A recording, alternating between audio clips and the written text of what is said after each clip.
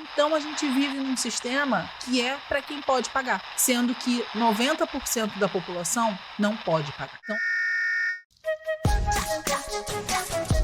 olá, terráqueos! Vocês já ouviram falar sobre os pântanos alimentares e sobre os desertos alimentares? Hoje a gente vai entender um pouquinho melhor sobre essa situação que tem aumentado nos centros urbanos do Brasil. E a gente vai entender por que isso acontece. Mas antes de começar a entender melhor isso, já deixa aquele like, se inscreve no canal se você ainda não é inscrito, ativa o sininho para não perder nenhum conteúdo novo. Bora lá? Bom, então eu trouxe aqui uma matéria do Xepativismo, que é uma coluna do Mídia Ninja que fala sobre alimentação e o direito alimentar para a população brasileira. E aí eles fizeram um estudo que mostra que os pântanos alimentares estão crescendo nos centros urbanos brasileiros, principalmente nas periferias, superando em 22 vezes o comércio de alimentos in natura. Então, primeiramente, a gente tem que entender o que são os pântanos alimentares. Pântanos alimentares são lugares onde a oferta de alimentos naturais ou in natura é muito reduzida e a oferta de alimentos ultraprocessados é amplamente oferecida. E nesse estudo eles fizeram um mapeamento em diferentes cidades do país que apontam que os pântanos alimentares estão se espalhando cada vez mais nos centros urbanos do Brasil, enquanto os desertos alimentares, que são as regiões onde não se tem a oferta de alimentos in natura ou minimamente processados, as pessoas só têm acesso a alimentos ultraprocessados, esses desertos alimentares eles se concentram nas regiões onde tem maior vulnerabilidade social. Então são as regiões periféricas e suburbanas onde existem muito mais pretos e pardos, mostrando pra gente como o racismo atua estruturalmente na nossa sociedade, né? Inclusive ofertando piores alimentos para essa população que já é altamente vulnerabilizada. No segundo dados do IBGE, 85% dos brasileiros moram em centros urbanos e desses, 16 milhões vivem em favelas. E é nas favelas onde mais se localizam os desertos alimentares e é exatamente nesses lugares onde tem tido um maior crescimento de desertos e pântanos alimentares. Além disso, um mapeamento do governo federal em parceria com a USP analisou a distribuição de estabelecimentos de comercialização de alimentos em 91 municípios brasileiros, com mais de 30 mil habitantes, e revelou que ao menos 25 milhões de pessoas vivem em desertos alimentares e 14,7 milhões em regiões de pântanos alimentares. Então, assim, por mais que existam pântanos e desertos alimentares por vários lugares dos centros urbanos brasileiros, eles se concentram principalmente nas regiões de periferia, nas regiões de subúrbio e de favelas. Então, gente, a gente vê como o racismo estrutural atua na nossa sociedade, ofertando alimentos de pior qualidade para populações pretas, pardas e periféricas, que não têm como recorrer a alimentos in natura e minimamente processados para se alimentar de forma mais saudável e acabam se alimentando única e exclusivamente de alimentos ultraprocessados, que a gente já viu aqui mais de uma vez, que são alimentos que inclusive possuem um processo que te deixam viciados nesse alimento. São alimentos que têm associação com casos de câncer. São alimentos que são mundialmente conhecidos por não serem saudáveis e não serem bons para a nossa saúde. E a gente está vendo que a oferta dele está sendo aumentada para populações de vulnerabilidade. Olha que legal, gente. Olha a liberdade que o capitalismo te dá. Te dá a liberdade de você se alimentar de um alimento de bosta que só faz mal para a sua saúde e não te dá a opção de se alimentar com outra coisa saudável. Então, quando a gente fala que o capitalismo mata pela boca, isso aqui é a prova de que isso é a mais pura verdade. E aí, gente, um estudo que foi feito em Jundiaí, os pesquisadores do Núcleo de Pesquisas Epidemiológicas em Nutrição e Saúde, eles perceberam que 87% dos estabelecimentos do município vendiam ultraprocessados. Ou seja, quase 90% dos estabelecimentos vende alimentos ultraprocessados para a população. E aí eles perceberam também que no centro da cidade e em áreas de média e alta renda, o número de estabelecimentos que priorizavam a venda de alimentos ultraprocessados era de 5 a 6 vezes maior do que o número de comércios que vendiam alimentos saudáveis. E em comparação com as periferias, haviam 22 vezes mais estabelecimentos que vendiam ultraprocessados do que estabelecimentos que vendiam alimentos in natura. Em um sistema onde a alimentação é tratada como uma mercadoria e não como um direito, esses casos vão acontecer cada vez mais. Além disso, gente, a gente vê políticas públicas que favorecem cada vez mais a produção de ultraprocessados e reduzem a produção de alimentos in natura. Exatamente quando a gente fala de MST, de reforma agrária, a gente também está pensando em se alimentar de uma forma melhor. Não tem como a gente pensar em se alimentar nutricionalmente de forma mais saudável se a gente não pensar em reforma agrária, se a gente não pensar em superar o capitalismo, se a gente não pensar em agricultura familiar, em menos uso de agrotóxico, em menos uso de químicos na nossa alimentação. E, obviamente, isso não é de interesse aos grandes produtores e ao sistema capitalista. Então, se a gente quiser se alimentar de forma mais saudável, a gente precisa sim lutar para que esse sistema acabe. Então, eles perceberam que nos bairros de maior renda era ofertado uma maior quantidade de alimentos frescos e naturais, enquanto nos bairros onde, inclusive, existe a maior população preta, os alimentos que eram ofertados eram os alimentos ultraprocessados. Os pesquisadores da Unicamp também fizeram um estudo onde eles mapearam a distribuição espacial de estabelecimentos de comercialização de alimentos na cidade de Campinas e concluíram que das 18 administrações regionais da cidade, 5 foram consideradas pântanos alimentares, com menor disponibilidade de feiras livres e supermercados, além de pior acesso a serviços de saúde, transporte, áreas de lazer, e em contrapartida, os bairros menos vulneráveis apresentam maior concentração de todos esses tipos de estabelecimento. E aí, se a gente pensar na Osho, e naquele vídeo que a gente reagiu de como a Osho entrou, se infiltrou nos centros urbanos, a gente consegue perceber essa lógica do capitalismo de cada vez mais dar alimento ultraprocessado para a gente. Porque é onde se concentram as lojas da Osho? Também em bairros periféricos, também em centros urbanos, aonde a população periférica está mais concentrada. E o que vende na loja da Osho, né, gente? Só ultraprocessado. Não tem, basicamente, quase nada de alimento in natura. A maioria dos supermercados, a gente falou isso já, inclusive, aqui algumas vezes, como os supermercados são grandes lojas de ultraprocessados, né? As seções dos alimentos in natura nos supermercados são muito pequenas, principalmente nos supermercados da periferia. Então, quanto mais poder aquisitivo você tem, melhor vai poder ser a sua alimentação,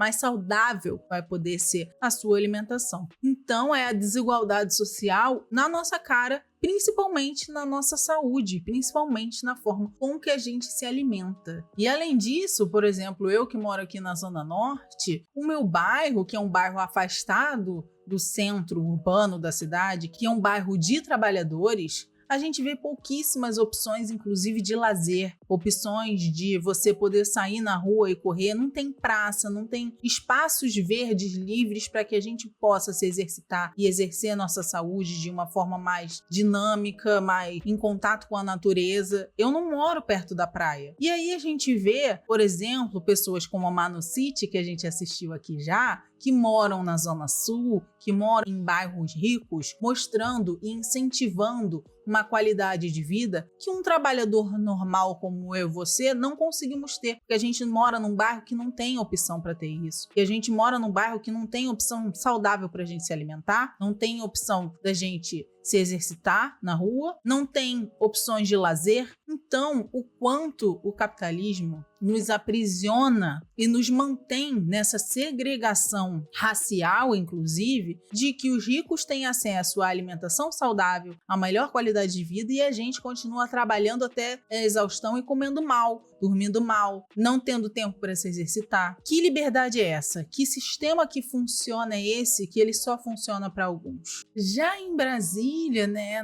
já no Distrito Federal, a gente tem uma situação um pouco peculiar. Sabe o que acontece? Existem oásis alimentares, que são vizinhanças com um acesso facilitado à alimentação de qualidade. Enquanto os municípios ao redor, as cidades satélites a Brasília, têm a sua qualidade de alimentação piorada, corroborando com o que a gente falou de que os bairros ricos têm mais acesso à alimentação saudável, têm oásis alimentares, enquanto a gente tem desertos alimentares.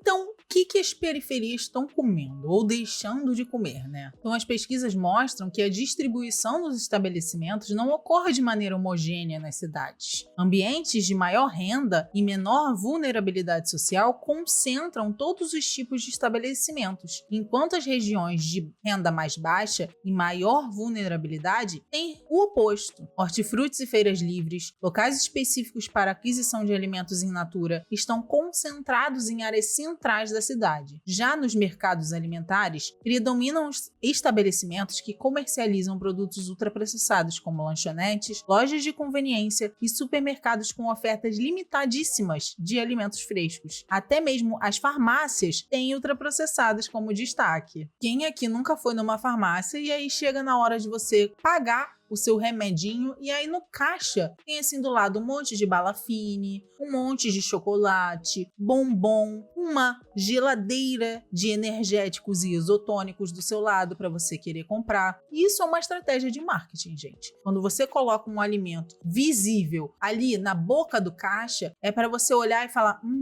quero levar isso ali agora. Eu tinha esquecido disso aqui. Esqueci da existência desse alimento. Olhei para ele, vi, vou querer comprar. Já tô na boca do caixa, pego e compro. Isso tudo é uma estratégia. Até na farmácia, que seria um lugar que só deveria vender remédio, tá vendendo alimento ultraprocessado pra gente. O que também me leva a pensar e falar aqui para vocês uma coisa que eu sempre repito para os meus pacientes, inclusive, que não tem como a gente tirar todos os ultraprocessados da nossa vida, gente. Principalmente nós, meros trabalhadores, que não somos privilegiados e não temos como ter uma alimentação de qualidade como as populações mais endinheiradas têm. A gente tem que comer ultraprocessado muitas vezes, senão a gente não vive, senão a gente não tem o que comer, porque inclusive nos nossos bairros não vendem alimentos in natura. Então, assim, para nós, trabalhadores, é muito difícil tirar os ultraprocessados da nossa alimentação, apesar de que eles fazem mal pra gente. Então, assim, como você lidar com um sistema que fala que ultraprocessado é ruim, que eles só fazem mal pra nossa saúde, que isso vai fazer mal pra gente, ao mesmo tempo é o mesmo sistema que a gente não consegue se alimentar de outro alimento sem ser ultraprocessado. E aí a gente fica culpado por isso, e aí a gente tenta resolver o problema por nós mesmos, de forma individual. Só que, gente, nesse sistema não existe solução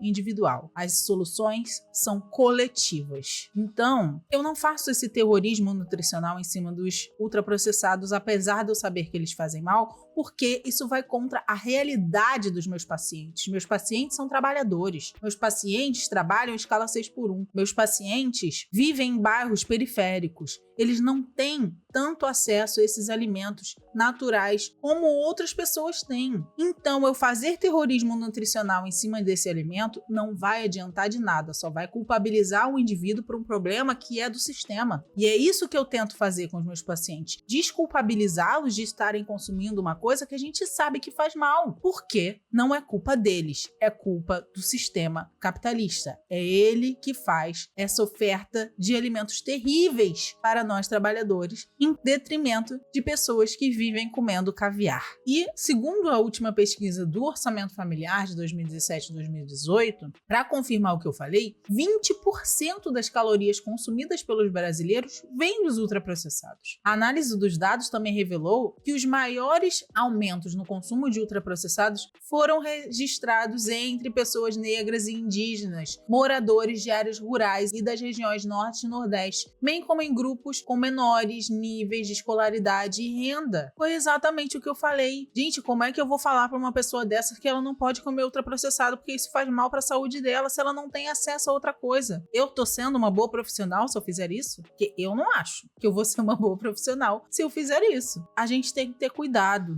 pra gente tentar não encontrar esse tipo de profissional que vai nos culpabilizar de uma coisa que não é nossa culpa. E além de tudo isso, os ultraprocessados são muito mais baratos do que os alimentos in natura. Então você diminui a oferta daquele produto para a população de mais vulnerabilidade, você aumenta o preço dos alimentos mais saudáveis, então essa população não vai conseguir ter acesso a esse alimento, né? Porque inclusive tem isenção fiscal em cima de alimentos ultraprocessados, mas dos alimentos in natura não tem não. Então tem todo um sistema por trás que nos impede de nos alimentar de forma mais saudável e que deixa isso restrito a um grupo pequeno de pessoas. Então quando alguém perguntar para você se o capitalismo funciona, você vai falar funciona muito bem. Funciona muito bem para quem tem dinheiro. Funciona muito bem para quem pode pagar. Para quem pode pagar uma alimentação boa, para quem pode pagar por exercício físico, para quem pode pagar por um transporte melhor, para quem pode pagar por um sistema de saúde com mais qualidade. Então a gente vive num sistema que é para quem pode pagar, sendo que 90% da população não pode pagar. Então olha só, uma análise da UFPR revelou que o consumo de ultraprocessados em Pernambuco era 3 vezes maior entre adultos de baixa renda, ou seja, que ganham menos de meio salário mínimo, do que entre aqueles com renda superior a um salário mínimo. O que vemos é uma tendência ascendente no consumo de ultraprocessados entre aquelas pessoas mais pobres. Esse consumo cresce mais rápido do que entre os mais ricos. Nos ricos, ele se mantém até um certo patamar. E o que são alimentos ultraprocessados, né, gente? São todos esses alimentos congelados que a gente compra no mercado, salgadinho, então fandangos, batata frita, margarina, refrigerante, frios, embutidos, bebidas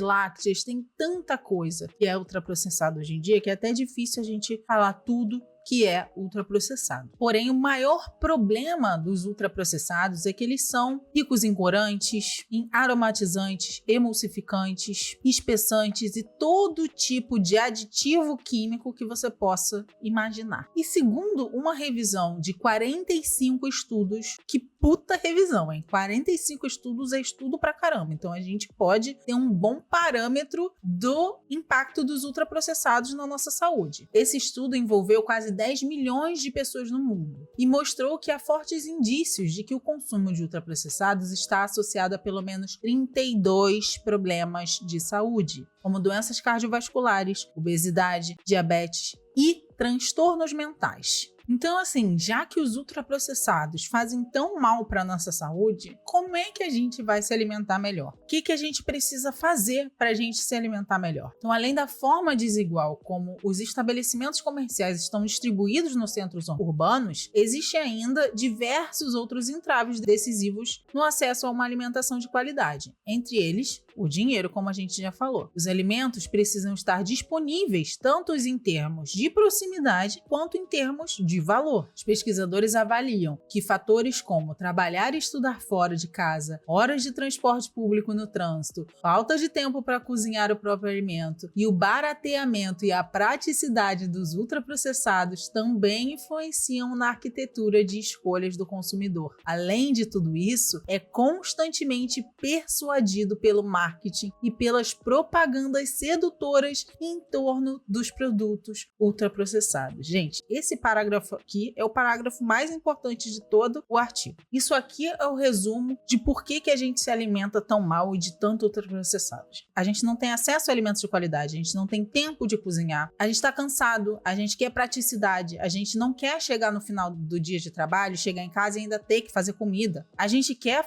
botar uma lasanha no micro-ondas e comer e dormir porque, meu Deus, já tenho 5 horas de sono só até amanhã. Até eu ter que acordar de novo, pegar o transporte público de novo, para chegar no trabalho de novo, trabalhar 8 horas arrombado de novo, pegar mais transporte público de novo, chegar em casa de novo, querer comer de novo. Um outro ultraprocessado. Entende? Essa conta não bate, gente. A conta não fecha. Não fecha. Então, não tem como a gente ter uma alimentação saudável se a gente não diminuir o ritmo nosso de trabalho, se a gente não melhorar a nossa qualidade de transporte, se a gente não aumentar o preço dos ultraprocessados e diminuir os preços dos alimentos in natura, se a gente não não regulamentar o marketing que é feito em cima dos alimentos ultraprocessados, gente. Então vocês conseguem ver que tem todo um ambiente, um ecossistema obesogênico em volta da gente que nos influencia o tempo inteiro a nos alimentar mal, a fazer piores escolhas. Isso não é culpa nossa, e sim do capitalismo. É isso que eu quero que vocês saiam daqui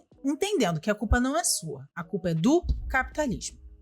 E olha que interessante, além de tudo que a gente falou, o fator raça é um fator muitíssimo importante nesse acesso a uma alimentação saudável. Tão importante que os pesquisadores já estão chamando de apartheid alimentar, para se referir a territórios similares aos desertos alimentares, mas que incorporam variáveis como raça, cor, escolaridade e outros indicadores de desigualdade nessa avaliação. O chamado racismo alimentar se expressa em números. De acordo com o segundo Inquérito Nacional sobre Insegurança Alimentar no contexto da pandemia de Covid-19 no Brasil, mais de 20% das famílias chefiadas por pessoas negras sofriam com a fome e a insegurança alimentar diariamente, em comparação a 10,6% das famílias chefiadas por pessoas brancas. É o racismo estrutural, já diria Malcolm X, não há capitalismo sem racismo. Se a gente pensar que nesse sistema as pessoas mais vulneráveis são as pessoas pretas devido ao processo de colonização, todas as mazelas que o sistema capitalista produz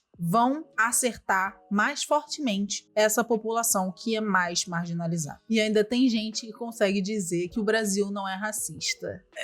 Eu não sei nem o que dizer, né? Porque, assim, provas não faltam, né? Provas não faltam. É só falta de vontade de enxergar a realidade mesmo. É mau caratismo mesmo. E qual a importância do mapeamento sobre os ambientes alimentares no Brasil? A caracterização dos territórios em desertos e pântanos alimentares parte principalmente da análise dos tipos de estabelecimentos presentes e do tipo de alimento que eles comercializam. No Brasil, os estudos sobre ambientes alimentares vêm crescendo nos últimos anos, focados em mapear os estabelecimentos e a oferta de alimentos em bairros, comunidades e municípios e de que forma essas ofertas determinam as escolhas alimentares da população. Então, em 2018, teve um estudo técnico que mapeou os desertos alimentares no Brasil e foi desenvolvido pelo Ministério do Desenvolvimento Social e pela Câmara Interministerial de Segurança Alimentar Nacional, e foi um estudo pioneiro que estabeleceu uma metodologia de avaliação de ambientes alimentares que leva em conta as particularidades do contexto brasileiro. Então, o mapeamento trouxe uma proposta de categorização dos estabelecimentos de comercialização em alimentos de acordo com as regiões do Brasil, levando em consideração as diferenças culturais e realidades de um país com dimensões continentais como o Brasil. Então, quando a gente fala de Brasil, a gente tem que pensar que o hábito alimentar da região sudeste não é o mesmo hábito alimentar da região norte. Cada região do Brasil vai ter um hábito e uma cultura alimentar diferente de acordo com as influências históricas que aquele lugar teve. Então, por exemplo, no sul existe uma grande influência de colonização europeia, alemã. Então, os hábitos alimentares deles vão ter essa característica de mostrar essa colonização. Eles vão comer mais coisas que se caracterizam mais com a alimentação alemã. Já no norte do país, onde existe uma grande população de povos originários, uma grande presença na cultura alimentar de povos originários, a gente tem uma alimentação completamente diferente, valorizando muito mais, por exemplo, os alimentos brasileiros. Então, o açaí, a nossa farinha, a nossa mandioca, que faz tudo, sabe? Mandioca é um alimento multiversátil, assim, que dá para fazer 1 bilhão de preparações. Então, se a gente não levar em conta também cada diferença de região do país, a gente não consegue fazer um estudo, um mapeamento que seja realmente eficaz para a gente mudar alguma coisa. E esses estudos são tão importantes porque a partir desses mapeamentos a gente consegue fazer políticas públicas para tentar resolver essa situação situação, melhorar essas situações que eles mostraram nos estudos. Mas será que a gente tem já equipamentos públicos que garantam a segurança alimentar da população brasileira? A gente vai ver que sim. Os chamados equipamentos públicos de segurança alimentar, como os restaurantes populares, bancos de alimentos, mercados públicos, centrais de abastecimento como os CEASAs e cozinhas comunitárias, são fundamentais no combate à fome e à insegurança alimentar. Essas iniciativas garantem a oferta de alimentos frescos e minimamente processados no ambiente urbano e nas regiões mais vulneráveis da cidade. Além disso, eu ainda incluiria nessas ações as hortas comunitárias. Aqui no Rio, a gente tem visto um movimento muito forte da criação de hortas comunitárias nas favelas, nas comunidades, e o quanto isso tem sido importante para garantir a segurança alimentar da população desses lugares. Quando eu estava na faculdade ainda, eu fui visitar a horta comunitária de Manguinhos, que tem aqui no Rio de Janeiro. E é uma horta gigantesca, bem em frente à entrada da favela, que é liderada e comandada pelos próprios moradores da favela que cuidam daquele lugar e que podem fazer esse movimento de integração com o alimento que você está produzindo e que daqui a pouco vai estar na sua mesa. É importante culturalmente, é importante alimentarmente, é importante diversos aspectos da nossa vida se a gente tiver esse contato mais próximo com a comida que a gente está comendo. Então, esse movimento de hortas comunitárias é um movimento muito importante para garantir a segurança alimentar da população brasileira. Além disso, as escolas públicas também possuem o Programa Nacional de Alimentação Escolar, a PNAE, que é fundamental para a garantia de uma alimentação saudável para crianças e adolescentes. Esse programa assegura refeições de qualidade para 40 milhões de estudantes e restringe a aquisição de produtos ultraprocessados e processados a 20% do orçamento e estabelece, no mínimo, 75% dos seus recursos devem ser destinados à compra de alimentos in natura ou minimamente processados. Além do PNAE, que é o Programa Nacional de Alimentação nas Escolas, a gente também tem o PAT, que é o Programa de Alimentação do Trabalhador, que também é um programa que deveria garantir a alimentação saudável para os trabalhadores, onde as empresas poderiam fazer parte desse programa que é estatal para garantir essa alimentação de qualidade para os trabalhadores. Mas a gente sabe que a maioria das empresas não está nem aí para isso, e não atua no PAT. Fora que, gente, apesar dessas políticas públicas existirem, a gente sabe que o governo pouco investe para que elas sejam efetivas. A gente viu isso recentemente lá em São Paulo, com o Ricardo Nunes cortando, das merendas das creches, os alimentos orgânicos. Então, no capitalismo, por mais que possam existir políticas públicas que tentem garantir a qualidade da nossa alimentação, quando não é de interesse público que isso aconteça e não há investimentos para que isso aconteça, a gente continua abandonado e sem se alimentar de forma saudável. Então, gente, se a gente deseja ter uma alimentação mais saudável, se a gente deseja reduzir o número de alimentos ultraprocessados que a gente come, a gente precisa lutar pelo fim do capitalismo, porque é ele que gera todas essas opressões e a gente precisa também pressionar o governo para que essas políticas públicas que já existem possam melhorar agora a nossa qualidade da nossa alimentação. Então, gente, queria terminar esse vídeo falando: não se culpem por comer ultraprocessados. Não é culpa de vocês. Sempre que puderem, frequentem feiras livres,